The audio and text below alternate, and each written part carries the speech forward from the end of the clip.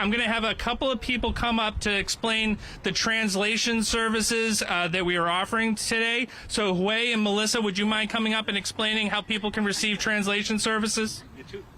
See if I can reach it. 大家好，我们今天呢有那个国语和广东话的口译同传，然后呢大家可以看到在那个绿色和黄色的桌子那边呢有一些同传的翻译器，如果您需要的话，请去领一个。然后呢，要听普通话的话，请用第一频道；要听那个广东话的话，请用第二频道。然后呢，那边有市政府的工作人员会帮助你把这个翻译器调好。谢谢。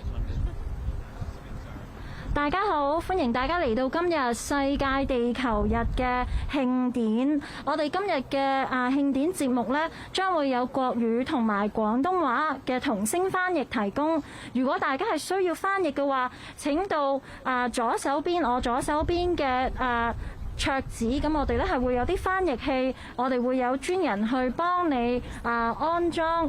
好多謝大家今日歡迎嚟到我哋呢個慶典活動，多謝。Ladies and gentlemen, how about a nice round of applause for Hui and Melissa? And I got to give a special shout out from Melissa from Councillor Flynn's office, who's been a driving force for change here in this park. We're very, very grateful to all of her efforts. My name's Chris Cook, and I have the great honor and pleasure of being the executive director of the Rose Kennedy Greenway, which is this amazing experiment in America, where we actually had a highway that separated entire neighborhoods from its waterfront, and more importantly, separated people from that waterfront and separated neighborhoods from each other. And now, because a lot of a hard work of a whole bunch of people, we're able to knit this into this beautiful system of parks. There's no better place to be celebrating Earth Day than here at the Rose Kennedy Greenway. This is what's possible when a lot of people move towards collective action. And I want to thank all the members of the staff of the Rose Kennedy Greenway. I especially want to thank our leadership. Doug Husted is here, who's our board chair. Thank you very much, Doug. And now it gives me great honor to introduce somebody who really understands the importance of collective action around Earth Day.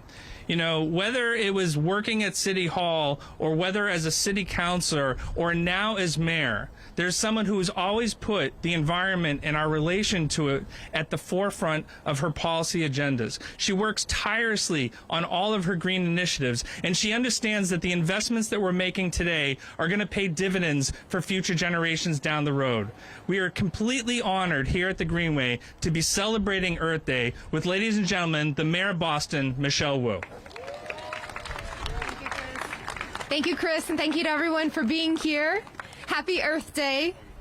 I am incredibly honored to be standing here with community leaders and with change makers in a space dedicated to the legacy that we carry forward with so many who have been part of shaping that legacy. Hi, Vivian. This is a moment of great urgency for the city of Boston, and we feel that every single day. We're standing in a community that really has shaped the history of the city and the history of this country. One of the most historic Chinatowns anywhere in the country, and one that is a residential community in distinction with many of the Chinatowns across the country. This is a home for people. It's a home for our young people who go to school here, who play in the parks, who enjoy the spaces. This is a home for our elders who have dedicated their entire lives to sacrificing and making sure that this community would thrive. And this is a home for the many families, visitors, employees, workers who are here every day as well. But what we know about this community also is that it is one that is confronted with great challenges. Housing prices that are rising faster than anyone can follow. Air quality issues that reflect the highways ringed all around, and a census tract that is the most polluted anywhere in the state. This is a community that represents the great promise and potential of our city over centuries here in Boston. And it's also one that represents the great potential and promise for what happens when we take that collective action that Chris has referenced. When we choose to make our public spaces beautiful, welcoming, healthy, and vibrant for all. So on this Earth Day, I want to mention a couple of numbers that reflect the urgency we're discussing. In the last decade alone, Boston suffered more hot days and nights than any decade in the last 50 years. We feel every summer that our weather patterns are changing and that climate change is here right now. In fact, Suffolk County and the Boston area has experienced some of the greatest temperature increases on average compared to places around the world. And that is a function of our weather systems and the relationship with the temperatures and the oceans. And that means that this cycle will only grow and continue. And we have tremendous urgency to mitigate that. Heat threatens the health and well-being of our residents, of our infrastructure, and our environmental justice communities, like right here in Chinatown, are especially vulnerable. In fact, the most common cause of weather-related fatalities in the country is extreme heat. It's more than tornadoes, hurricanes, flooding, and cold weather combined. Being ready for hotter summers means centering public health and climate justice. And I'm so grateful to our chief, Mariama White-Hammond, her entire team, our partners on the city council, and across all of the institutions like the Greenway and so many community groups here in Chinatown for making sure that we could keep our residents at the center of planning for the changes that face us. That's why today we're releasing a new document and roadmap called Heat Resilience Solutions for Boston. This is a plan to prepare Boston for hotter summers and more incidents of intense heat. It prioritizes 5 environmental justice communities: Chinatown, Dorchester, East Boston, Mattapan, and Roxbury, all of which are hotspots for extreme heat in Boston. We're also launching the Extreme Temperatures Response Task Force to support implementation of this plan and coordinate across departments and levels of government to address chronic high temperatures. Today, we're also taking immediate action to plan even for this upcoming spring and summer season. We'll be distributing 30 pop-up cooling kits with a hose, misters, and tents to community organizations hosting public events throughout the summer. We'll be supporting a Cool Roof grant program to ensure property owners understand the benefits of cool roofs and to facilitate the installation. And our incredible team will also be hosting a community-wide design challenge for a cool bus stop this fall. The most effective design will inform new bus shelters along the Silver Line 4 and Silver Line 5 routes. Fighting climate change requires action across all sectors, across all levels of government. Today's plan and this task force are our latest steps forward, but they're certainly not the last, as we will continue to do everything possible to empower our communities, to protect our residents, and to continue collaborating towards a citywide Green New Deal and thriving green economy. Feliz Día de la Tierra en Boston. Gracias por estar aquí con nosotros. Estoy muy contenta de que la primavera esté aquí y el verano está a la vuelta. Pero debido a los efectos del cambio climático, este tiempo también significa calor extremo. Solo en la última década, Boston ha sufrido más días y noches de calor que cualquier otra década de los últimos 50 años. Este calor amenaza la salud y el bienestar de nuestros residentes. La causa más común de muerte relacionada con el clima en el país es el calor extremo, más que los tornados, los huracanes, las inundaciones y el frío juntos. Estar preparados para verano más calurosos significa centrarse en la salud pública y la justicia climática. Por eso estamos lanzando las soluciones de resiliencia a calor para Boston. Este plan va a preparar a Boston para veranos más calurosos y más incidentes de calor intenso. También estamos lanzando el grupo operativo de respuesta a las temperaturas extremas para apoyar la implementación del plan y coordinar a todos los departamentos y niveles de gobierno. Estamos tomando medidas para mitigar los efectos inmediatos del calor extremo con la distribución de 30 kits de refrigeración emergentes a las organizaciones comunitarias que celebren eventos públicos durante el verano. Estamos apoyando un programa de subvenciones de tecos fríos con el fin de garantizar que los propietarios comprendan las ventajas de los tecos fríos y facilitar su instalación. La lucha contra el cambio climático requiere medidas a todos los niveles y en todos los sectores. Seguiremos luchando contra el cambio climático, seguiremos protegiendo a nuestros residentes, seguiremos trabajando juntos para lograr un nuevo acuerdo ecológico en toda la ciudad y una economía verde. Gracias. Okay, thank you so much everyone for being here with us. 非常荣幸能够代表大家，然后现在可以欢迎 Chris Cook back. Thank you so much. Ladies and gentlemen, a round of applause for the mayor who is the face of climate action in the United States of America. We're very, very honored to partner with you. And one of those ways that we're partnering is right here in this park, in this neighborhood. This is one of the hottest neighborhoods in Boston. This is also one of the largest open spaces in Chinatown. So it's not acceptable that these wonderful kids have to play in increasingly hot conditions. So partnering with the Environment Department, we've taken immediate actions to support the heat resiliency plan. For instance, these misters have been installed behind us that'll help cool kids during the summer as they play. And in addition, with the Environment Department, we've actually installed this water bubbler here. So there's clean access to the best tasting water in the country, Boston Water and Sewer Commission's water. So we're just so honored that we're already taking immediate steps to not only prepare for climate mitigation, but also climate adaptation. Again, it's about collective action. So I just have to give a few quick thank yous to all of the Greenway team who helped out with this. On the maintenance team, Tom Ball, Bobby Davis, Bruce Carstairs, Leonard Krishova, CJ Osborne, Rex Zen, Bob Stigberg, Horticulture, Dara Cole, Victoria Heine, Valerie Stiles, Tyler Simons, Sam Truly, Julia Lloyd, Nate Lee, Megan Renault, Abby Parker, and in programs and engagement, Keelan Caldwell, Rachel Lake, Karina Halcomb, and Fondi Tran. Ladies and gentlemen, that's how many people it takes to do something awesome like this. But this is also what's possible. This is how we can make people's lives better. This is how we can make changes. Somebody else who's focused on making changes and making this neighborhood better is the City Council President, ladies and gentlemen, Councilor Ed Flynn.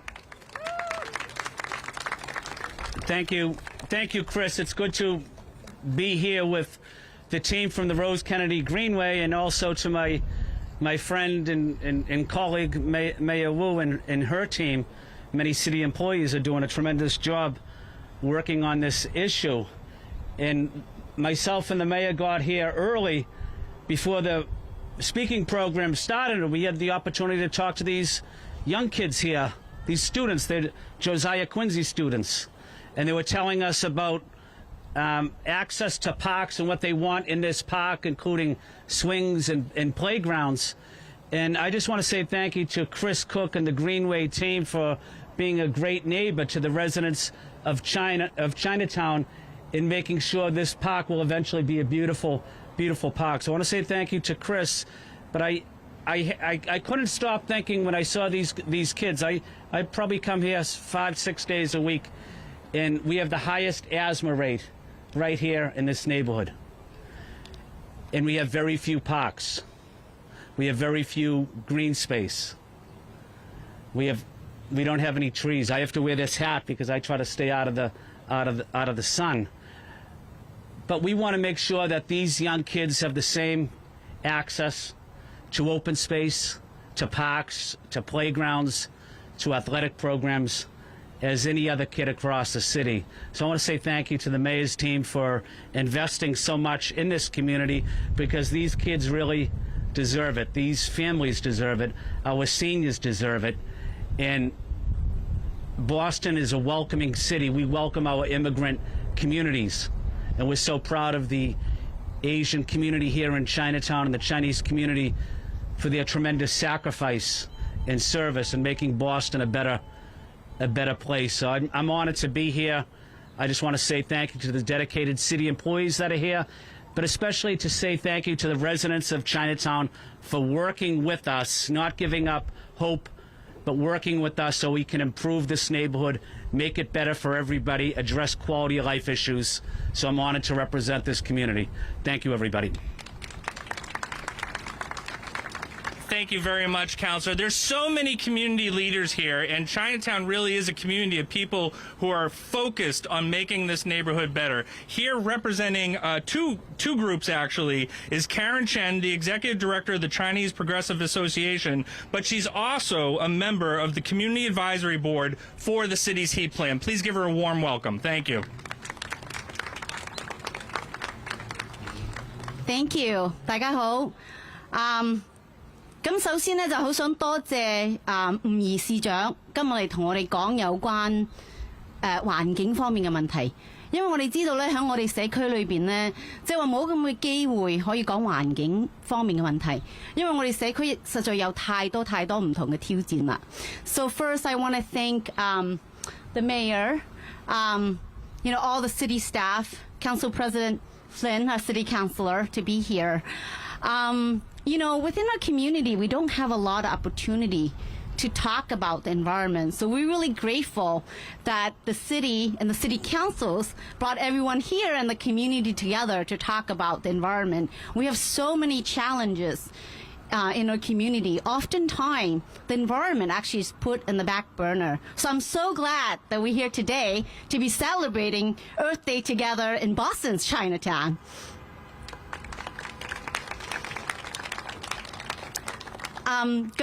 因為今日係地球日啦，咁所以咧就係好多謝市政府嚟，咁亦都係俾一個機會咧，我哋社區裏邊咧亦都係多啲認識究竟環境咧對我哋嘅影響係乜嘢。咁可能或者我哋社區裏邊呢啲人都唔係好清楚咧，就係話我哋唐人街咧嗰個哮喘率咧係最高嘅，因為周圍有咁多個高速公路啦。咁仲有另外咧就係話呢啲廢氣方面咧，呢啲微細嘅廢氣咧，亦都係對我哋嘅心臟健康咧，亦都係有影響嘅，唔單止係我哋嘅呼吸系統嚇。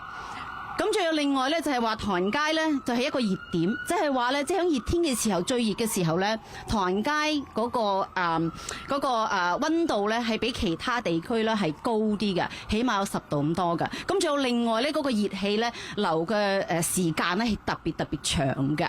咁所以呢個亦都係會同啲居民嗰個健康咧造成有好大嘅影響。咁仲有另外咧，就係仲有另外一個環境嘅影響咧，就係話我哋企喺呢度咧，唐人街咧，呢度係一個灣嚟嘅以前，所以好多唐人街嘅地咧都係填水嘅，咁所以亦都係即係話呢個水平上升咧，咁亦都係對我哋唐人街亦都係做嚟有好大嘅影響嘅。咁所以咧就係話我哋有咁多個問題啦。咁我知道社區咧一直都要組織保護唐人街嘅將來，咁我哋保護唐人街嘅將來必定咧要包括埋係環境方面嘅問題，咁所以咧就好高興咧，市政府有個計劃去保護唐人街個將來，咁包括咧係環境方面嘅問題。So we probably actually a lot of people in the community, don't really know that the asthma rate in Chinatown is so high. Also probably aren't aware that, the ultrafine particle matters in our air also impacts our cardiovascular health. Or that Chinatown is a heat island. We're hotter than most other neighborhoods and heat stay longer. And also, the threat of rising sea level. Where we stand here, you see Beach Street actually used to be a beach. That's why it's Beach Street. So a lot of, Chinatown is actually landfill, used to be water. And so the rising sea level is also a threat. So I'm really, grateful that the city is coming up with a plan that actually includes protecting Chinatown's future, including, the environment, and actually put this more to the forefront so the resident can think about, as we are thinking about stabilizing Chinatown's housing stock, as we are talking about stabilizing working families, where does, environment fit into this whole, big picture?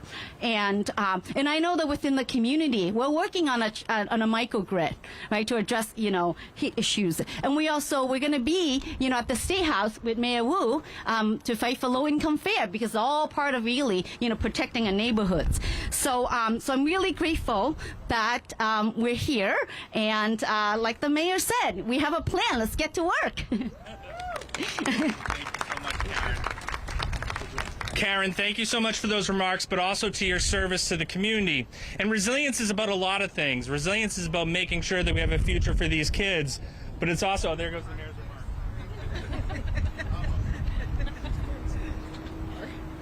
I will recycle those in honor of Earth Day later. But, resilience is also about safety, and we have incredible safety partners here in the city of Boston, not the least of which is Chief Shemaine Benford and the extraordinary captain of A1, Bob Chicolo. So, Bob, thank you very much for being here today, Captain.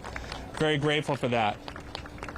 Also in city leadership is a dear friend of mine, someone who has made climate action very personal to the neighborhoods of the city of Boston, and someone who I start most days with and sometimes end most days with as well, just seeking her advice on the best next steps, on how to connect people to this issue that is so important to us, this idea of how we're going to take care of our environment. Ladies and gentlemen, a warm welcome to the Greenway for Reverend Chief Mariama White-Hammond.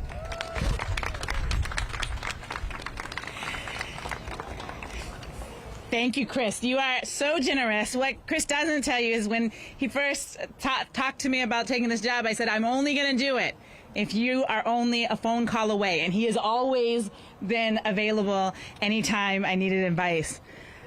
I also want to thank Mayor Wu for her leadership, for having us out here, and for catalyzing so much action in City Hall and around this community. To Council President Flynn, for your work, for your commitment. I never see Councillor Flynn without him asking me what we're going to make sure we do for Chinatown. So he is a tireless advocate for this community.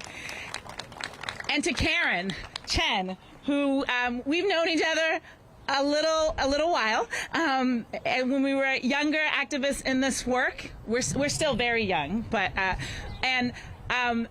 I want to also say a thank you to this community, because over my lifetime, as I have seen much more solidarity work grow between communities of color across the city, Chinatown and the leadership of Chinese Progressive Association has been at the forefront of really helping people to see that we face some of the same challenges and we need to work together instead of pitting neighborhoods against each other.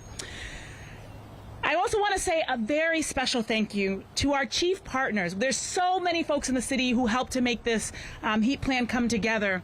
But I want to specifically give a shout out to the Boston Public Health Commission and Stacey Corcoran, who's here, and the Mayor's Office of Emergency Management and Chief Shue Binford. Both of those departments, have really lended their expertise and have played a critical role, not just in the development of this report, but really they are our key partners in moving forth on this task force. Because we don't want to issue a report without making sure there is robust follow-up. It's given us a pathway, but now we've got to walk on that together, and really thankful to walk that, both with the Health Commission and OEM. I also want to thank all of the advocates and community members who've guided these strategies. Many of you have come out to open houses.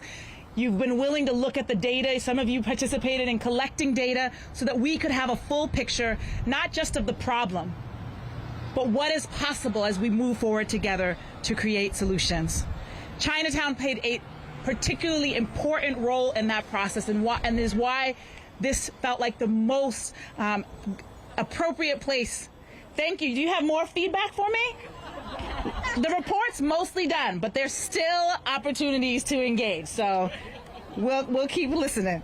And I also want to take a quick, usually, you thank and we get noticed, those of us who have like fancy titles, but I do want to give a quick shout out to Zoe Davis and Sanjay Seth, who spent countless hours reviewing so many drafts of this because we really wanted to get it right.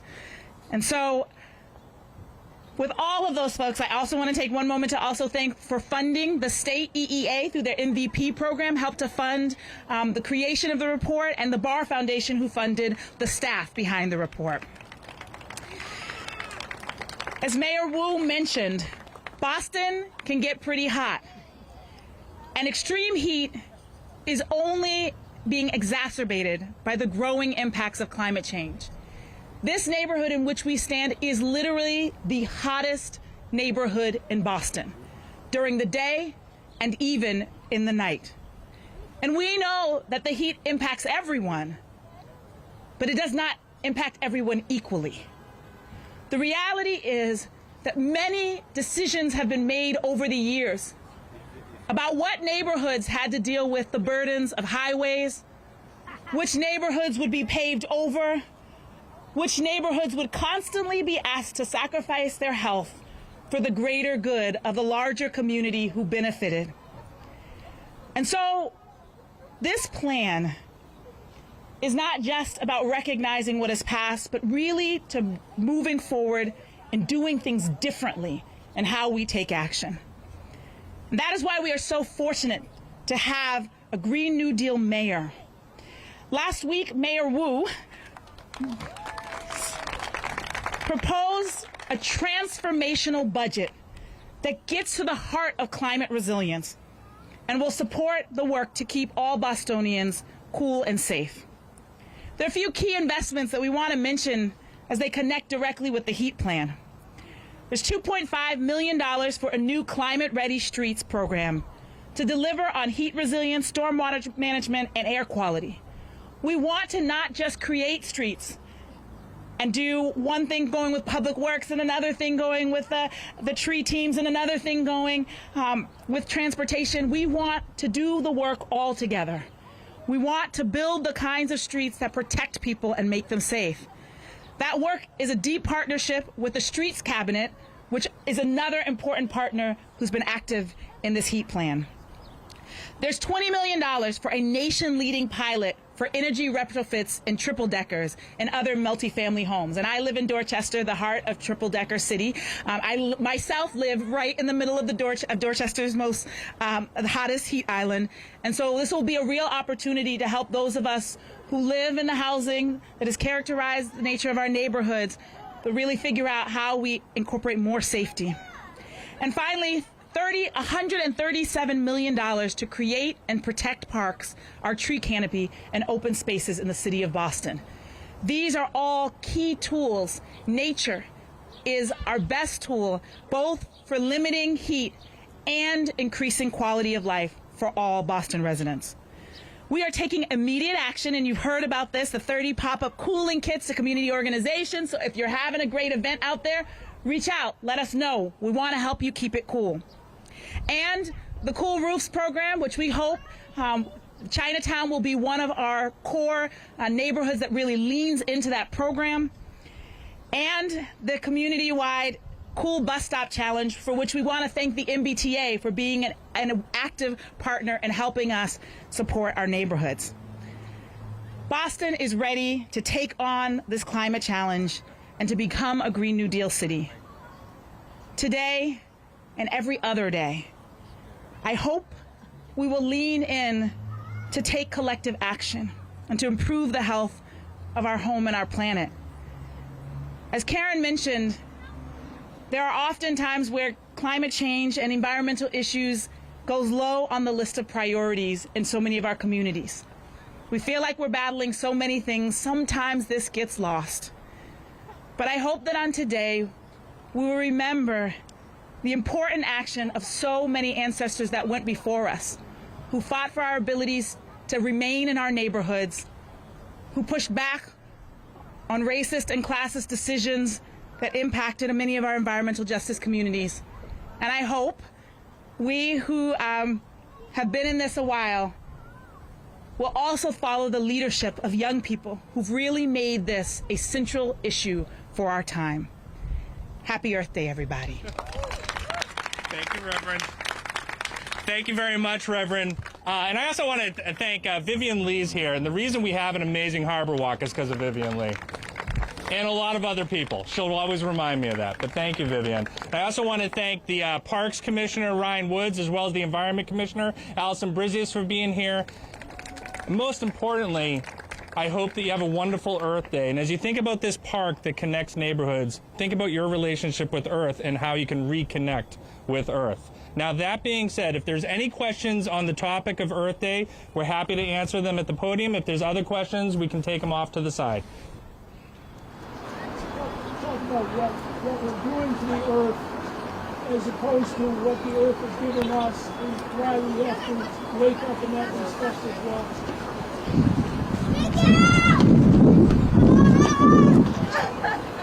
Climate is the issue that is going to define the next 100 years in our country.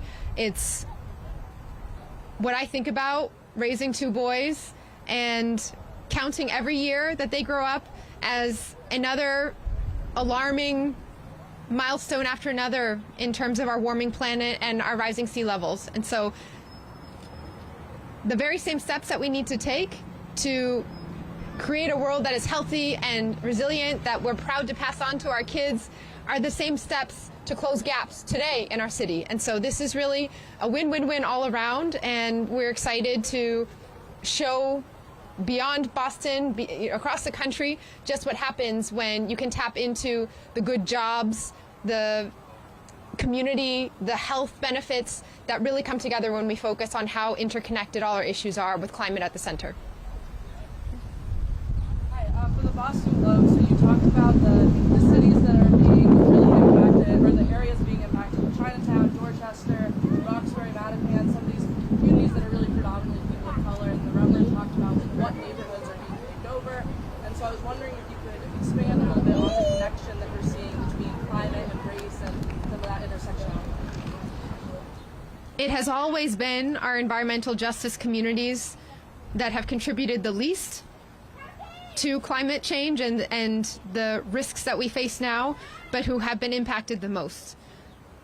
Whether it's environmental hazards and the burdens of waste management stations, or highway infrastructure that brings pollution into communities, or jet fuel that is spread across playgrounds in East Boston, we know that the very communities who have been absorbing the brunt of the impacts from the pandemic long before COVID-19 have already been fighting, advocating, and presenting solutions for how we move forward. And so I'll pass it over to our chief to see if she would like to add anything else on particularly these neighborhoods and communities. But I know in every issue that we're thinking about, it is how we connect all of the urgent challenges our residents and families have been facing since long before the pandemic. So I'll just add that one actually key part of the report is that it looks at the relationship between historical redlining trends in our neighborhoods and where our hottest areas are. And you unfortunately would probably not be surprised to know there is a lot of overlap between communities that we disinvested in, where there wasn't energy put into parks or green space, where the kinds of development choices that were made because they figured, well, these are low-income people, or these are folks that we're not going to give the highest quality to. So the report actually really does look at that, and it's unfortunate that that's actually a nationwide trend. I think what's exciting about what we're hoping to do here is to say, in the same way that some folks bore a disproportionate amount of the brunt, those same communities should now get a disproportionate investment in reversing those negative trends. Looking at the report, it looks like some of the next steps include things like tree planting, paving the streets, paint, Are there any other things? Yeah, so I think what I would say at the foundation of it is this notion that to mitigate these impacts, it really can't be just one department paying attention to this. And one of the things that's exciting is that in this report, so many different departments sat at the table. Now what we need to do is figure out, how do we take what we know to impact policy? Because in the past, I don't want to call it, there are definitely departments that have done what they would, focusing, for instance, on transit, or focusing, for instance, on health policy, but not always necessarily having that extra layer of how are the decisions that we're making also impacting heat. And so what I think is exciting is because folks have been at the table since the beginning, now we have the opportunity to take it and look at the policies across the city that may not have been heat related, but they have heat impacts to them. So actually the Climate Ready Streets is a perfect example of that.